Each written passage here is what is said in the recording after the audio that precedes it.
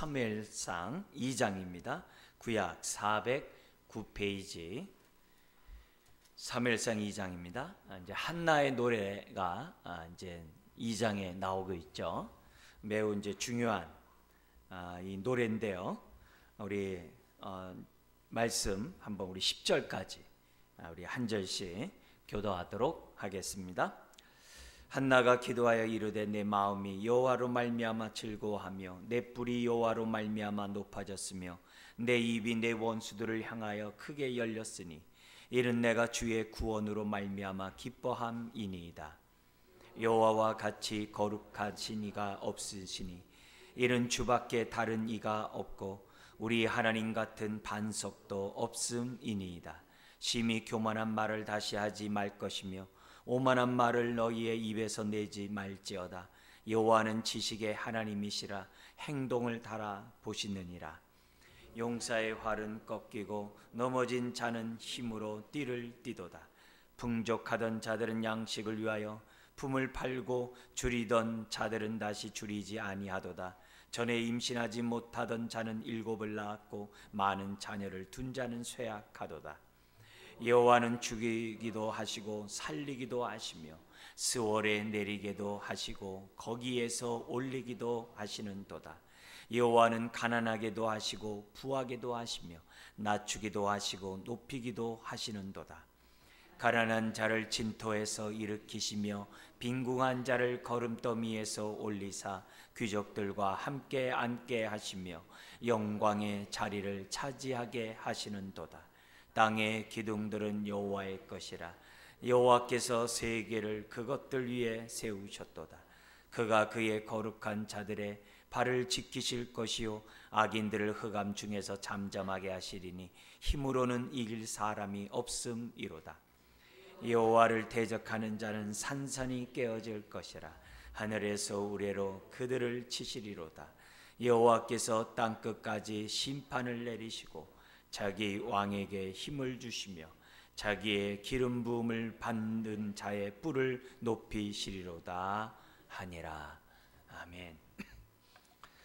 이 똑같은 이 찬양이 신약의 이제 마리아 찬가라고 그러죠. 마리아가 예수님을 성령으로 잉태한 다음에 하나님 앞에 그 구원의 역사를, 구원의 뿔을 높이 드신 것에 대해서 감사 찬양하는 그런 내용이 있죠. 마리아 찬가라고 그러죠. 그 내용과 지금 이 한나의 기도가, 이 한나의 이 찬양이 매우 흡사합니다.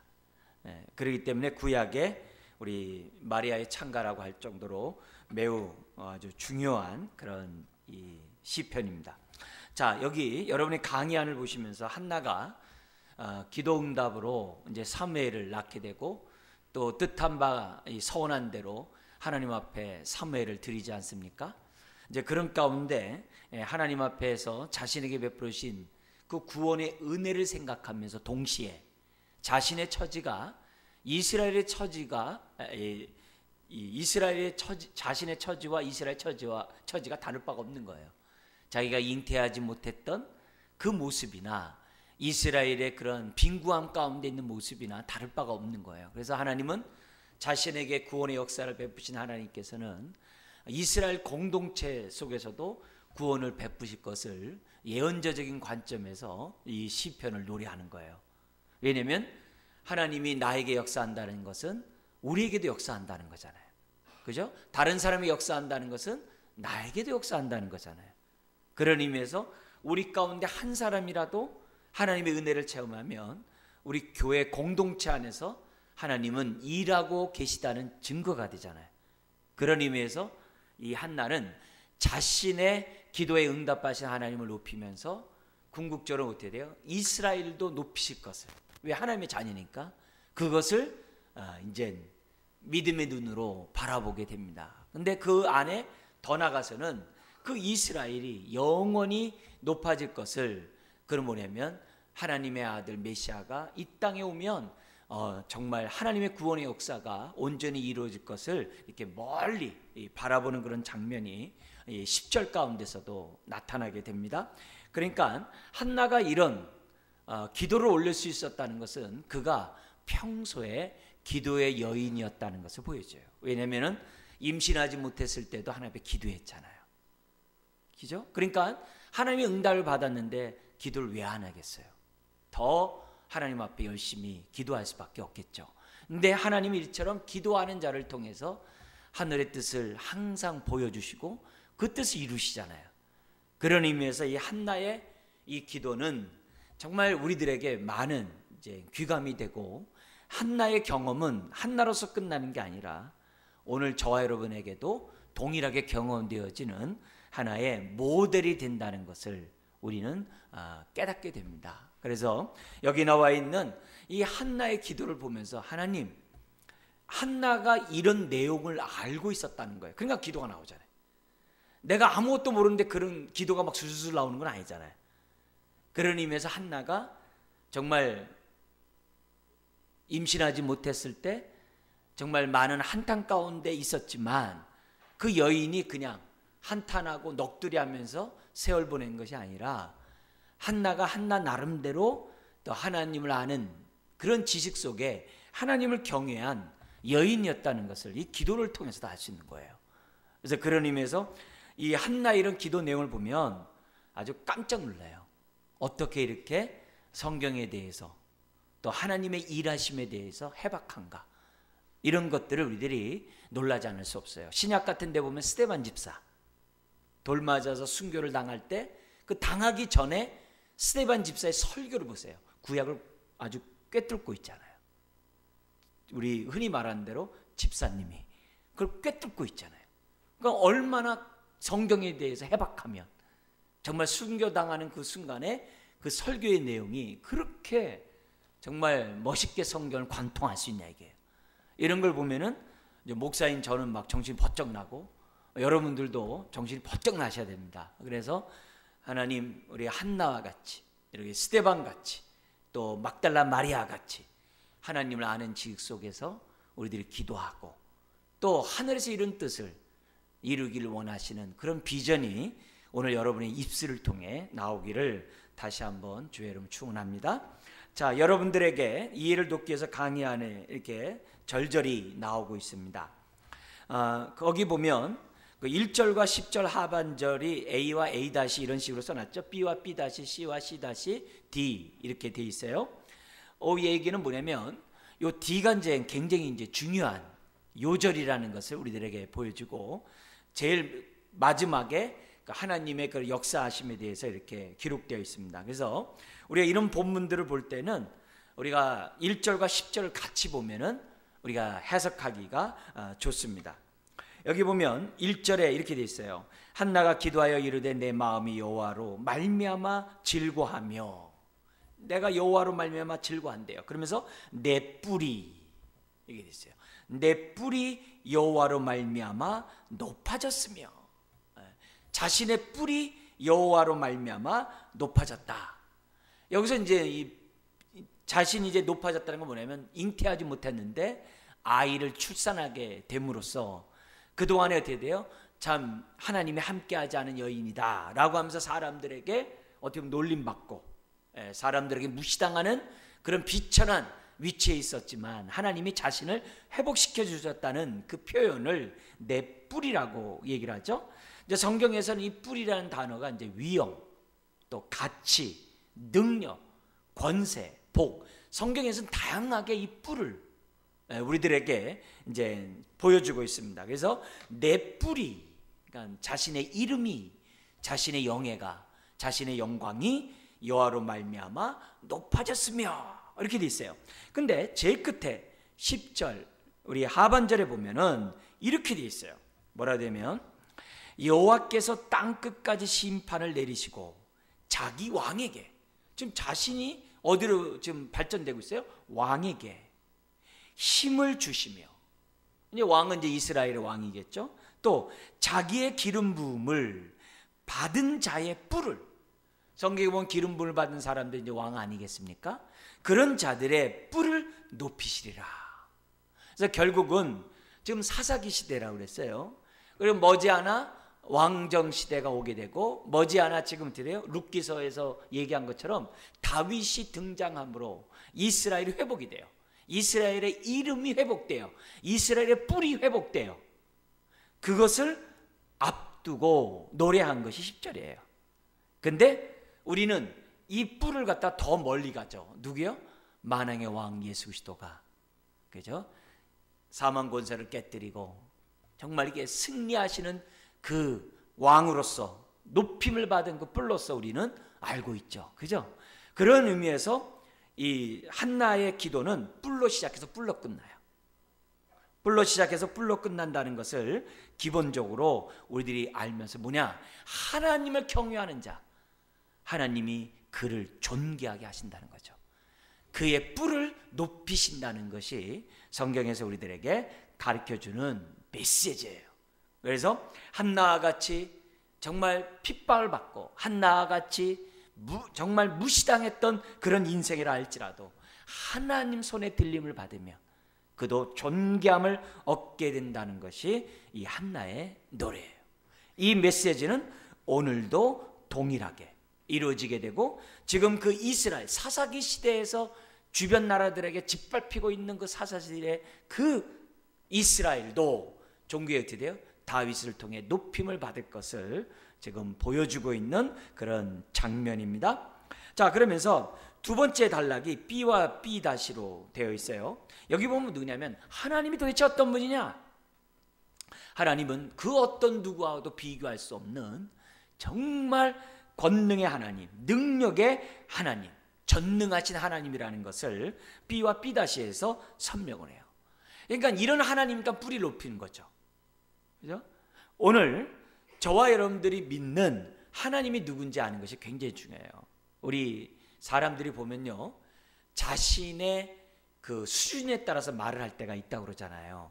한 예를 들어서 에덴 동산 그러면 에덴 동산이 얼마나 큽니까? 그러면 저기 아마 대모산만큼 크겠죠. 뭐 이렇게 말하는 사람들도 있고, 저마다 에덴 동산 아마 이렇게 뭐 되겠죠. 예, 우리 저기 13단지 뒤에 있는 것처럼 그만큼 되겠죠. 뭐 거기에 뭐 생명나무, 뭐 선악과 온경경이 있겠죠. 뭐 이렇게 생각하는 사람들도 있겠고. 근데 에덴 동산에서 강이 몇 개 발원을 해요? 4개가 발원하거든요. 우리 서울 땅도 한강 하나예요. 4개가 발원한다는 얘기는 백두산도 2개밖에 안 해요. 2개밖에 안 돼요. 압록강, 두만강 2개밖에 안 한단 말이죠. 그러니까 4개의 땅이 거기서 강이 발원할 정도면요, 이게 결코 작은 땅이 아니에요. 그러니까 에덴 동산, 그러니까 우리는 가든 해가지고 뭐 이렇게 생각하고 거기서 소꿉장난하는 것을 생각하는데 실제는 그렇지 않다고. 우리가 하나님 생각하면은 하나님도 자신에 대한 어떻게 돼요? 어떻게 보면 생각과 능력의 한도에서 하나님을 이렇게 얘기를 해요. 여러분, 성경에서 하나님은 어떤 분이냐? 창조주세요. 창조주실 뿐만 아니라 이 만유를 섭리하시는 우리 하나님이세요.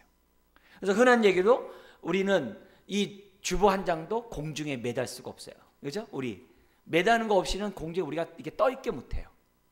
근데 우리 하나님은 우주 만물을 공중에 다 떼어놓고 질서 정연하게 다 이렇게 자전과 공전을 뿐만 아니라 다 하게 하세요. 이거는 전능하신 하나님 아니면 안 된다는 거죠. 그래서 우리가 하나님에 대한 그 생각을 우리가 정말 배워야 돼요. 알아가야 돼요. 그런 가운데 이 한나가 정말 견줄 수 없는 이 하나님에 대해서 뭐라고 말씀하셨는지를 우리들이 보는 것은 굉장히 중요해요. 그런 의미에서 우리 2절 같이 한번 읽겠습니다. 여호와 같이 거룩하신 이가 없으시니 이는 주밖에 다른 이가 없고 우리 하나님 같은 반석도 없음이니이다 하면서 주밖에 다른 이가 없고, 이런 절대 지식에 정말 이 믿음을 갖고 있는 이런 것은 너무나 놀라운 메시지인 거죠.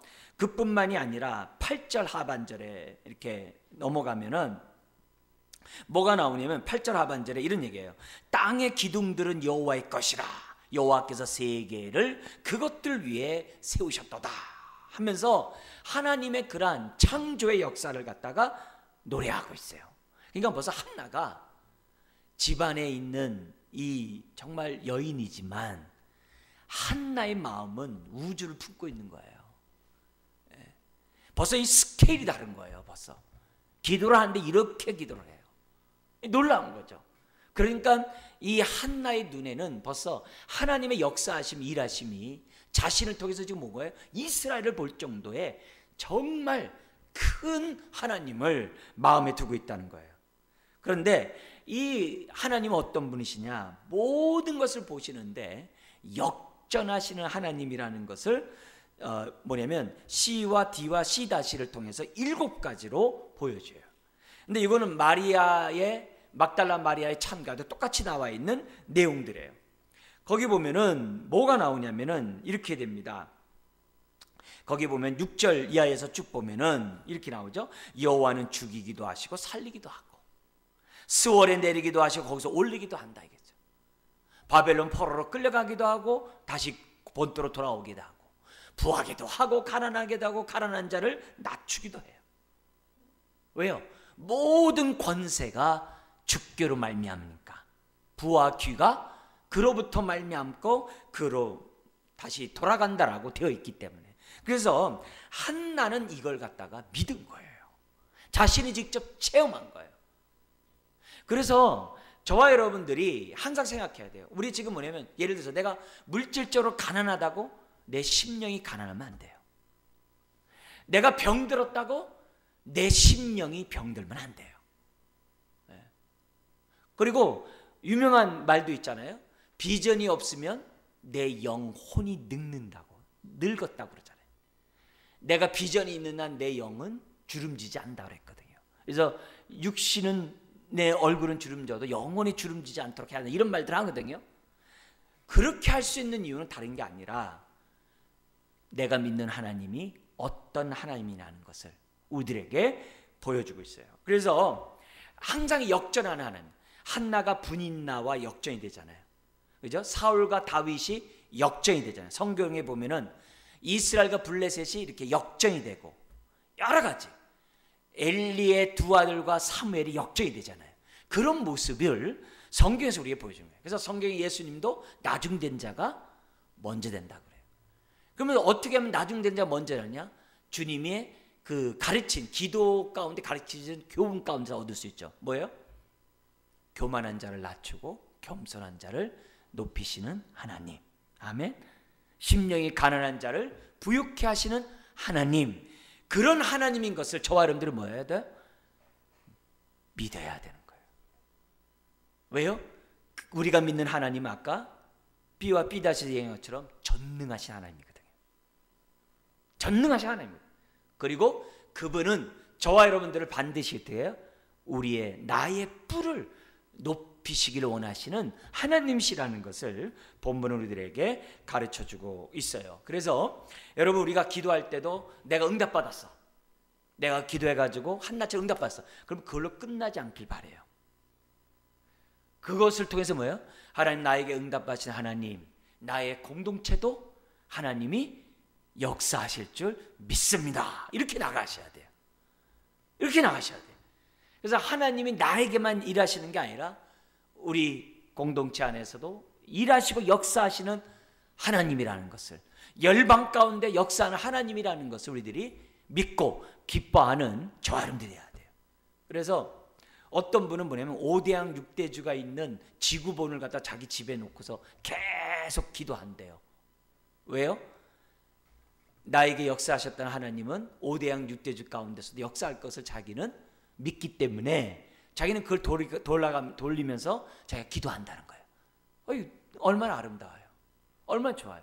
우리가 영남하단 정말 이 금식 기도하면서 30일간 선교 우리 달로 잡아가지고 기도하잖아요. 그걸 처음 시작한 사람도 소수예요. 지금 수십만 명이 영남하단 기도에 동참하고 있거든요. 그들이 봤던 그 비전에 지금 뭐예요? 우리들이 다 동참해요. 왜요?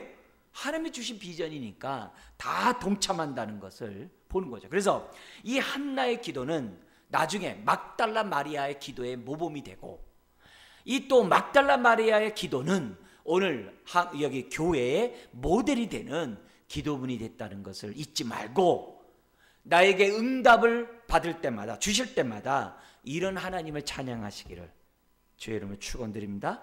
그래서 어제 하나님이 오늘의 하나님, 앞으로의 하나님이라는 것을 개인적으로 뿐만이 아니라 우리가 속해 있는 공동체에서도 여전히 역사하심을 우리는 믿어야 될 줄 믿습니다.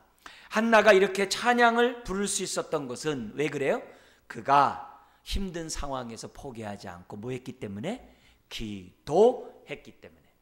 그가 이렇게 높임을 받았던 것을 알 수 있습니다. 지금도 마찬가지입니다. 여러분, 오늘도 우리들이 하나님이 일하시는지 궁금하면 지금도 예수 그리스도를 영접하는 사람들을 보시고 여러분 확신하시기 바라요.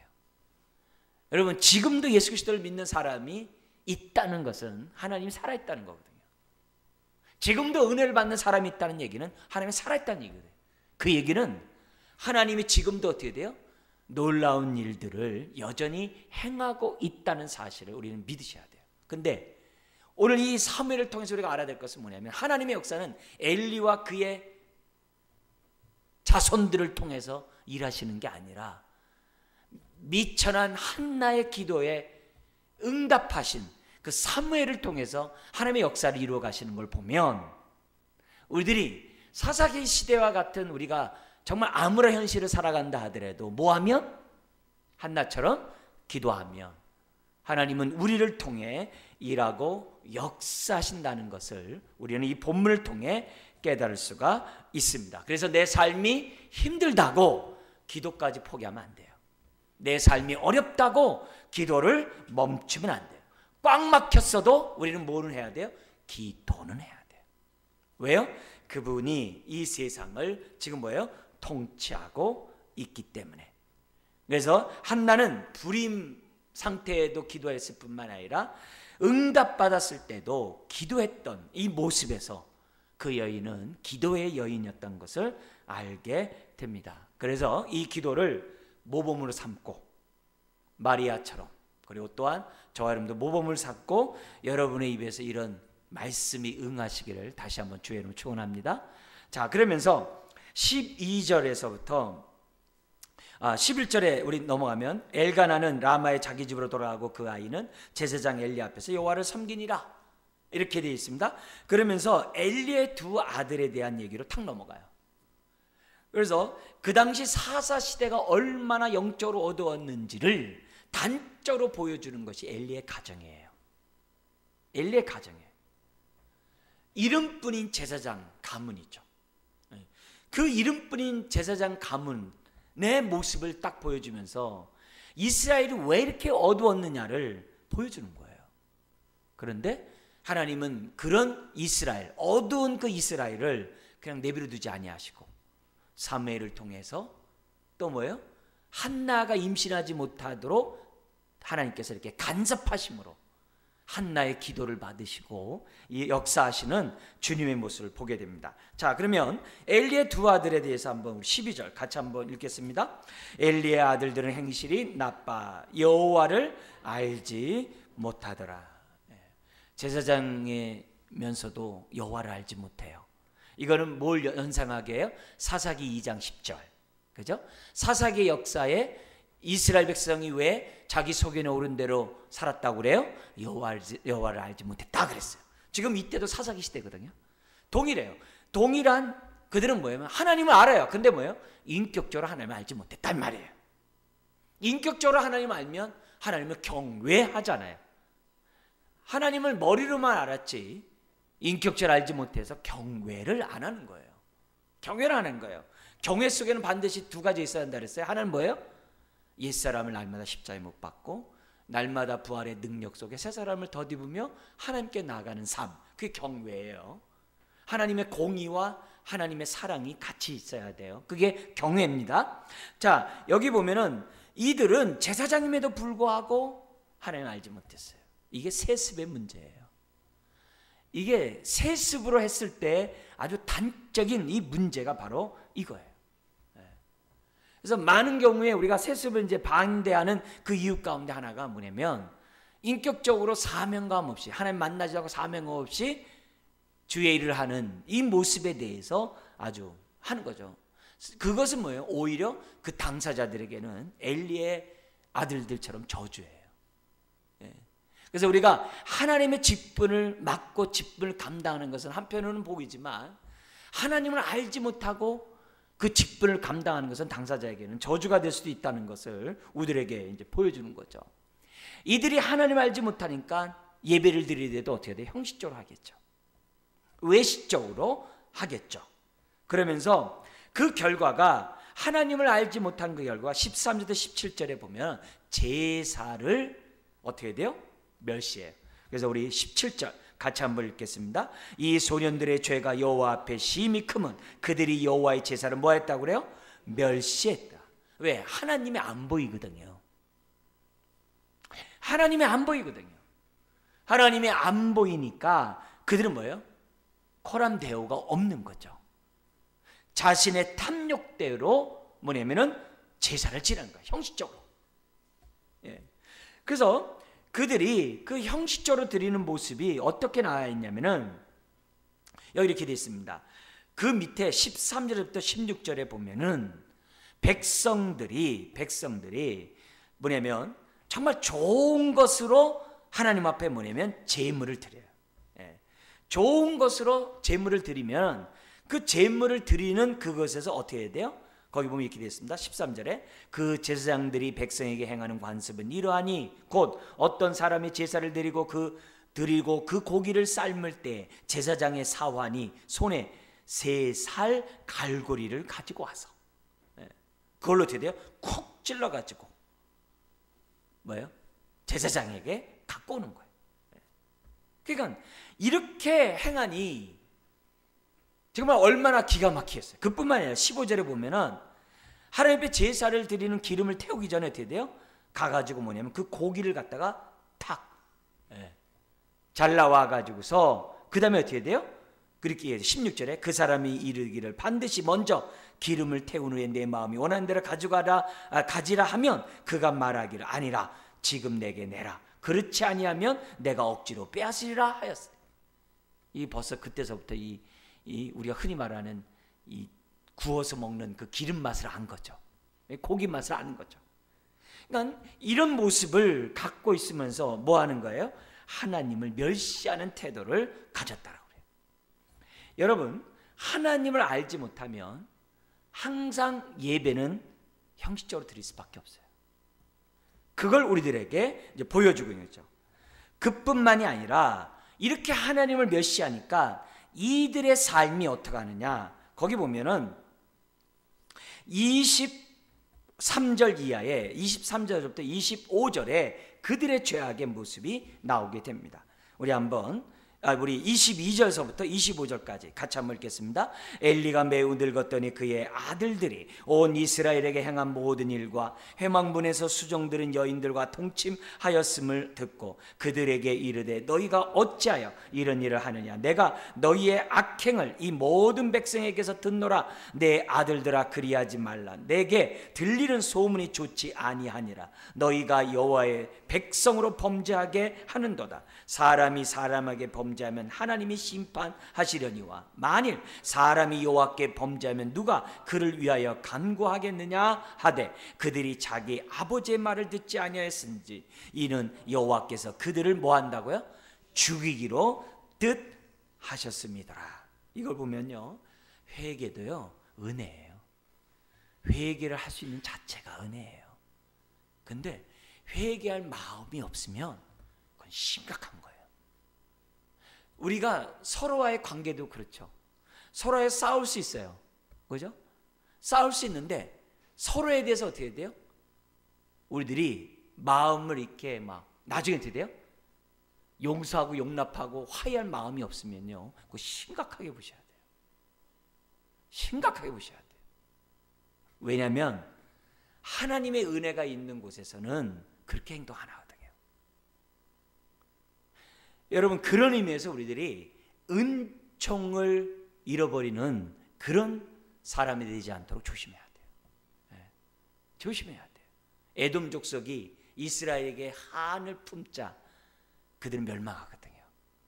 그래서 저와 여러분들이 마음속에 있는 응어리와 이런 상처들을 나 자신을 위해서도 빨리 어떻게 돼요? 용서하고 내놓는 것이 현명하다는 것을 엿보게 합니다. 이들은 얼마나 종교적으로 타락했는지 삶이 비윤리적이고 부도덕했다 이게. 그래서 아버지의 말씀조차도 듣지 않을 정도로 아주 타락한 그런 자들이 바로 엘리의 두 아들이었다는 거죠. 그러니까 이들은 흔히 말한 대로 제사장 집안에 태어났음에도 불구하고 뭐가 없는 거예요? 영적인 감흥이 전혀 없는 거예요. 영적인 어떤 그런 감화 감동이 전혀 없어요. 왜 그래요? 22절에서 볼 수 있는 것처럼 2장 22절에 엘리가 뭐 했다고 그래요? 매우 늙었더니.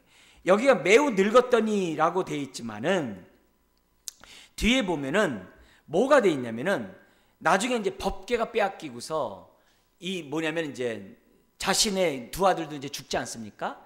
그랬을 때 엘리도 죽어요. 근데 그 엘리에 대한 소개가 뭐로 되어 있냐면은 비둔한지라 이렇게 얘기해요. 엘리에 대해서 뭐라고 얘기하냐면 비둔했다라고 얘기해요. 나이가 먹었다는 게 아니라 나중에 비둔했다고 그래요. 근데 그 비둔함에 대한 그 의미는 뭐냐면 그만큼 영적으로 둔했다 이 말이에요. 그만큼 둔했다. 그러니까 엘리가 대제사장임에도 불구하고 그 엘리가 어떻다는 거예요? 전혀 영적이지 않았다는 것을 우리들이 보여줘요. 그러니까 두 아들이 영적인 그러한 훈련을 받지 못한 가운데 자라났다는 것을 우리가 보여줘요. 만약에 정상적인 아버지였다면은 엘리의 두 아들에게 제사장 직분을 안 맡겼어야죠. 못하게 했어야 했겠죠. 그죠? 그리고 이 자식에게 혼을 낼 때도 뭐예요? 너에 대한 소문이 좋지 않다. 애야, 그거 좋은 거 아니다. 요 정도예요. 웬만한 부모면 어떻게 돼요? 다리 몽둥이 다 부러뜨려놨을 텐데 그거 안 한단 말이죠. 그러니까 이런 것들을 보면 엘리가 자식 사랑에 치우친 나머지 지금 뭐예요? 자식을 망하게 하고 있는 그런 잘못된 그런 사랑이 이런 모습에서 나타나는 것을 보게 돼요. 그러니 얼마나 이들의 그러니까 하나님을 알지 못해가 종교적으로 타락하죠. 그 결국 뭐예요? 윤리적으로도 타락했다는 것을 보여주는 장면이 엘리의 두 아들이에요. 자, 그런데 반면에 누가 등장하는 거예요? 사무엘이 등장해요. 사무엘은 누구냐 이게? 사무엘 누구냐 이게? 그게 18절에서부터 21절에 나오고 있어요. 그 26절에 나옵니다. 여기 보면은 이 사무엘의 특징을 보면 19절에 이렇게 나옵니다. 같이 한번 읽겠습니다. 사무엘은 어렸을 때 사메포의 에못을 입고 여호와 앞에 섬겼더라. 그의 어머니가 매년 드리는 제사를 드리러 그의 남편과 함께 올라갈 때마다 작은 겉옷을 지어다가 그에게 주었더니, 여기서 우리가 볼 수 있는 것은 뭐예요? 어머니가 어린아이 그 젖때 이제 3살이 지나고 이제 다 떠서 이제 자기 알아서 앞가름할, 너무 앞가름 말은 좀 이상합니다만 어쨌든 그렇게 됐을 때 이 아이를 올렸단 말이에요. 하나님 앞에 드렸단 말이에요. 근데 매년 올라갈 때마다 여기 뭐냐면 작은 겉옷을 지어줬다고 그랬어요. 여러분, 이 겉옷을 지어줬을 때 엄마의 마음이 어떻겠어요? 한마디로 얘기한다면 자식을 위해 많은 기도를 했을 거예요. 그죠? 많은 기도를 했을 거예요. 그리고 엄마의 이런 기도 속에 이 작은 옷을 져줬다는 이 말씀에서 뭐예요? 보살핌을 받으면서 엘리가 자라났다는 것을 우리들이 보여주는 거예요. 그러니까 엘리의 가정에서는 기도했다는 게 없어요. 그런데 이 엘가나의 집안 사람들은 정말 하나님을 경외하는 집안으로서 하나님을 섬기고 있었다는 것을 보여줘요. 이게 뭐냐면 목사 가정이라고 해서 자녀들이 신앙생활 잘하고 흔히 말하는 평신도 가정이라고 해서 신앙생활 못하고 그런 거 아니에요. 그런 거 아니에요. 모든 것은 다 하나님의 은혜에 달려있어요. 그리고 우리들 자신들의 마음에 달려있어요. 우리가 겸비하면 은혜를 받을 것이고, 우리가 겸비하지 않으면 아무리 좋은 조건에 신앙생활 할 수 있는 좋은 조건에 태어났어도 꽝이라고. 그래서 우리들의 마음이 굳은 마음이 되지 않고 부드러운 마음이 될 수 있도록 기도해야 돼요. 왜요? 성령님이 우리에게 오셔서 굳은 마음을 제하고 부드러운 마음을 주셔서 순종하게 한다고 그랬잖아요. 그렇기 때문에 저와 여러분들이 기도해야 돼요. 하나님, 내가 늘 성령의 인도를 받게 하여 주옵소서. 그래서 굳은 마음을 제거하고 부드러운 마음을 나에게 허락해 주옵소서. 이거는 나이를 막론하고 저와 여러분들이 빼놓지 않고 기도해야 될 기도 내용 가운데 하나예요. 어머니는 이 사무엘을 위해서 누구보다도 간절히 기도했다는 것을 우리들에게 보여줘요. 그래서 이 모습 속에서 이 사무엘이 어떻게 자라냐면 26절 같이 자라게 됩니다. 같이 한번 읽겠습니다. 아이 사무엘이 점점 자라며 여호와와 사람들에게 뭘 받아요? 은총을 더욱 받더라. 그만큼 기도 가운데 자라났으니까는 하나님에게서뿐만 아니라 사람에게도 은총을 받았대요. 예수님의 어린 시절도 똑같죠? 자라감으로 하나님과 이웃에게 사람들에게 칭찬을 받았더라고 하는 것처럼 지금 뭐냐면 사무엘도 역시 믿음 가운데 자라자 그렇게 됐다는 거예요. 여러분, 누구는 은혜를 받고 누구는 왜 은혜를 못 받냐 이게. 왜 엘리의 집안들은 은혜를 못 받고 왜 이 집안은 은혜를 받냐 이게. 다른 거 아니거든요. 얼마나 겸손한 마음으로 하나님의 은혜를 구했느냐. 환경이 중요하지 않아요. 어느 여건들이 중요하지 않아요. 어떤 가문이 중요한 게 아니에요. 얼마나 우리가 겸비한 마음으로 하나님 앞에 정말 나아가고 있는가를 보여주는 거예요. 여러분, 신앙의 가문이 지금 보장을 못하는 거예요. 신앙은 개별적으로 겸비한 가운데 있을 때 우리가 받을 수 있는 것이 신앙인 것을 우리가 보여줘요. 그러니까 신앙의 집안에서 하나님을 안 섬기는 자녀들, 하나님을 섬기지 않는 집안이지만 그래도 하나님을 섬기는 자녀가 낳은 그런 가정, 여러분 어떤 게 복인지를 우리들은 생각해 봐야만 한다는 거죠. 무엇보다도 이 사무엘은 하나님과 사람에게 은총을 더욱더 받아가는 사람이었다는 거죠. 그러면 여기서 우리들이 알아야 될 것이 뭐냐면 은총은요 더욱 받아야 돼요. 은총은 더욱 받아야 돼요. 우리 앞에 써 있는 것처럼 하나님의 은혜는 뭐가 없어요? 다함이 없어요. 베드로 사도도 얘기해요. 더욱 많을지어다. 너에게 은혜와 평강이 더욱 많을지어다. 저는요 그 단어를 굉장히 좋아해요. 굉장히 좋아해요. 더욱, 은총을 더욱 받더라. 여러분, 우리가 은혜는 이제는 됐다가 없어요. 은혜는요 받으면 받을수록 좋은 거예요. 많으면 많을수록 좋은 거예요. 그리고 하나님은 어떻게 돼요? 더욱더 받기를 원해요. 어느 정도까지 더욱 받기 원하느냐? 지성소에서 주님과 우리가 온전히 하나 될 때까지, 우리가 주님과 우리가 영육간에 온전히 하나가 되는 그 은혜를 받을 때까지 우리는 어떻게 돼요? 더욱 받아야 돼요. 더욱 받아야 돼요. 내 몸에서 그리스도의 형상이 온전히 드러날 때까지 더욱 받아야 돼요. 더욱 받아야 돼요. 그걸 위해서 저와 여러분들이 뭐예요? 주르한 직 속에 자라가야 되고 우리가 뭐예요? 기도해야 되는 거예요. 목사가 자라나는 것이 멈추는 순간에 악취가 나는 거예요. 악취가 나는 거예요. 그렇기 때문에 항상 목회자는 어떻게 돼요? 성령 충만하고자 노력하는 거고, 그로 인하여 어떻게 돼요? 더욱더 은혜를 받고자 목사는 노력하는 거예요. 성령이 소멸되는 순간 냄새가 나는 거예요. 우리는 그 예를 어디서 봐요? 성소 안에 세 가지가 있어요. 뭐죠? 정금등대, 떡상, 향단. 그걸 갖다가 우리가 교제라는 주제로 풀 때는 정금등대를 성령의 조명이라고 그러죠. 성령의 조명하에, 성령의 인도하에 말씀과 기도를 해야 한다는 것이 그 성소 안에서의 교훈이에요. 근데 제사장의 책무 가운데 하나는 뭐냐면 정금등대의 등불을 늘 관리해야 돼요. 만약에 심지가 너무 나았거나 심지어는 거기에 있는 기름이 말랐거나 또 말라가거나 하면은 어떻게 돼요? 끄름이 나요. 끄름이 나면 어떻게 돼요?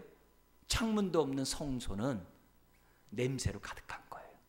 그래서 항상 제사장은 그 정금등대 그 기름과 그 심지를 그걸 항상 조절하게 돼 있어요. 항상 조절하게 돼 있어요. 그렇지 않으면은 성전 안이 혼탁해요. 심지어는 뭐냐면 그런 가운데 드리는 기도는 연기가 성소 바깥으로 나가질 않아요. 오히려 성소 안에 가득함으로 그냥 죽어버리는 거예요. 제사장이 죽는단 말이에요. 그만큼 우리들의 영혼이 맑아야 되거든. 기도를 했는데 영 막 머리가 띵하고 뭐 말 맞다나? 기도를 했는데 막 어지럽고 말이에요. 기도를 했는데 뭔가 이게 뭐 시원하지도 않고. 그건 문제잖아요. 성령으로 우리들이 기도할 때 영도 기뻐하는 거고 영도 맑은 거 아니겠어요? 그런 의미에서 저나 여러분들은 은총을 받되 어떻게 돼요? 더욱 받도록 하는 거예요. 오늘 이 수요예배 나오는 것도 다 뭐예요? 더욱 받고자 저와 여러분들이 이 자리에 나온 줄 믿습니다. 하나님의 은혜는 다함이 없어요. 그만이 없어요. 우리는 계속 받아야 돼요. 자, 이처럼 하나님을 경외하지 않고 종교적으로나 윤리적으로 삶이 엉망인 이 엘리 집안에 내린 하나님의 심판이 뭡니까? 27절부터 29절에 이렇게 얘기합니다. 하나님이 이렇게 얘기해요. 내가 너희 집안을 갖다 특별히 아론의 이 후손을 사랑해서 내 제사장으로 삼았다 그래요. 그냥 제사장이 아니에요. 나의 제사장으로 삼았다.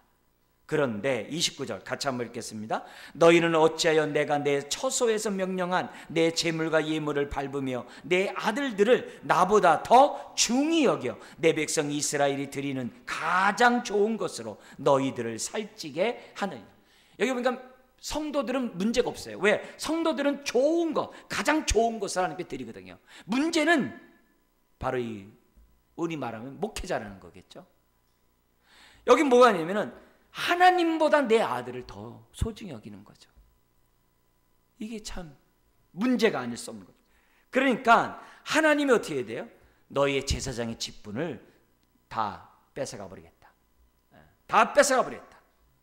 그래서 30절에서 34절에 너희가 더 이상 그것을 감당하지 못하도록 하겠다. 그래서 30절 한 번 더 읽겠습니다. 그러므로 이스라엘 하나님 나 여호와가 말하노라. 내가 전에 내 집과 내 조상의 집이 내 앞에 영원히 행하리라 하였으나 이제 나 여호와가 말하노니 결단코 그렇게 하지 아니하리라. 나를 존중히 여기는 자를 내가 존중히 여기고 나를 멸시하는 자를 내가 경멸하리라. 입술로 뭐 경멸하지 않습니다 이런 게 아닌 게 아니라 삶으로 예배 가운데 삶으로 우리들이 정말 의 가운데 살지 않으면 그것이 하나님을 갖다가 멸시하는 거죠. 그러면서 31절에서부터 34절까지 뭐냐면 너희 집안에 노인이 없을 것이다. 너희의 두 아들이 한날에 죽을 것이다. 그래서 엘리의 두 아들이 이제 죽게 되지 않습니까? 그러면서 하나님의 또한 비전을 얘기해요. 뭐라 그러면은 35절입니다. 같이 읽겠습니다. 내가 나를 위하여 충실한 제사장을 일으키리니 그 사람은 내 마음 내 뜻대로 행할 것이라. 내가 그를 위하여 견고한 집을 세우리니 그가 나의 기름 부음을 받은 자 앞에서 영구히 행하리라. 그래서 결국 이 약속이 예수님 만왕의 왕 또 대제사장인 예수 그리스도 안에서 성취되는 것으로 우리에게 약속하면서 36절 너의 자식들은 정말 떡 한 조각 먹게 달라고 구걸하는 자로 전락하게 될 것이라고 하나님의 심판해요. 자, 여기서 문제가 있어요. 뭐냐면 이런 책망을 들으면 엘리가 어떻게 했어야 돼요? 죄송합니다. 제 잘못입니다. 용서해 주세요. 모든 책임은 나에게서 이렇게 돼야 되잖아요. 엘리가 그런 것도 없어요. 왜요? 이미 죽이기로 작정한 거거든요. 하나님 뜻하셨다 그랬거든요. 그냥 엘리 자신에게도 지금 뭐예요? 회개할 수 있는 은혜조차 안 주시는 거예요. 우리 이 밤에 다음이 없는 은혜를 받으셔서 우리 마음이 부드러워지시기를 주의 이름으로 축원드립니다. 회개할 때 감사하세요. 회개할 마음이 있을 때 정말 감사하세요. 은혜가 폭포수같이 우리 배에서부터 솟아날 줄 믿습니다. 한날을 통해 구원의 역사를 이루어 가시는 하나님을 찬양합니다.